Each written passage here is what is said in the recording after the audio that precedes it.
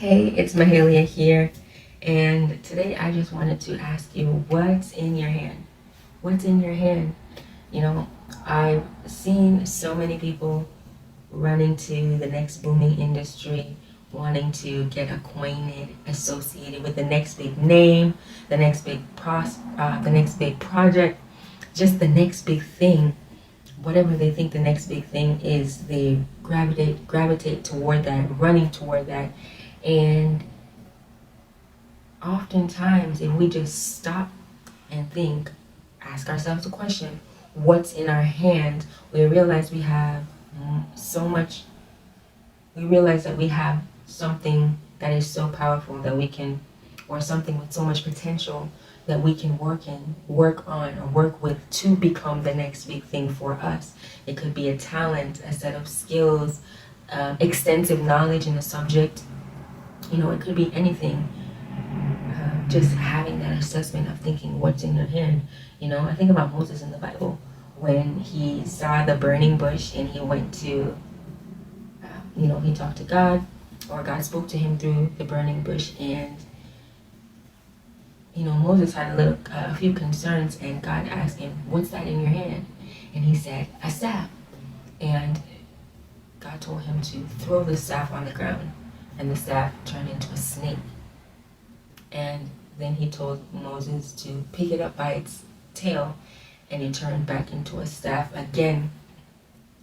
God wanted to equip him with something that he could use, signs and wonders, to show who he had his backing from, the living God, the Almighty God. And he told him, put his hand inside his cloak, something he was already wearing, right? Told him to put his hand inside his cloak, take it out, his hand was withered. Put it back inside the cloak, take it out, his hand was fine. There were two things that Moses already had that God could use to do a sign and a wonder while Moses was going to speak to Pharaoh on behalf of the children of Israel. God didn't say, go and find 2 pieces of stone. He didn't say, go gather some sticks from the forest. He didn't tell him to go make a mud ball. We can get very creative with what we can think of, but he didn't tell him to go get something. He used what he already had. What's in your hand is what I'm going to use to make a sign and a wonder when you go on the assignment that I've given you, right? So on this purpose walk, right? Walking in your purpose, walking in your calling, walking in your assignment, walking in your assignment. First, before you start getting frantic, looking where to go, where to jump to, who to get associated with, what's in your hand? What's in your hand?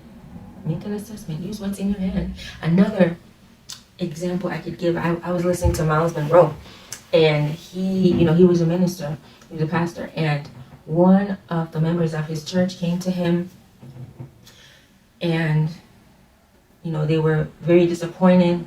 They just got laid off their job, and he asked the woman if she was the one that would always bake cookies, and he said yes. So he told her, this is what you need to do. He asked her if she had all the ingredients to make cookies at home, and she said yes. He told her, go ahead and make some cookies, go hand them out at your job with your contact information, so that people can get orders from you. People really like the cookies, and he told her to do pre-orders. And that is what she did. She went out and she followed the instructions. She made the cookies with the ingredients she had at home, using a skill she already knew how to do, because the only reason he knew she could make cookies was because she made cookies for him and they were delicious. So she made the cookies and she went and handed them out to all the people at her job, all the guests at the hotel, with her contact information.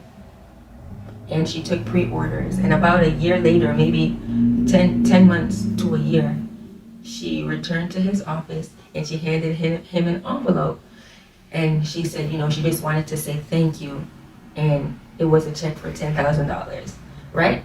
Of course, he was very grateful, but the point is that she had something in her hand, a skill. So she was good at making cookies, and she had all the ingredients in her kitchen to make cookies. What is in your hand? Make an assessment today and use what's in your hand.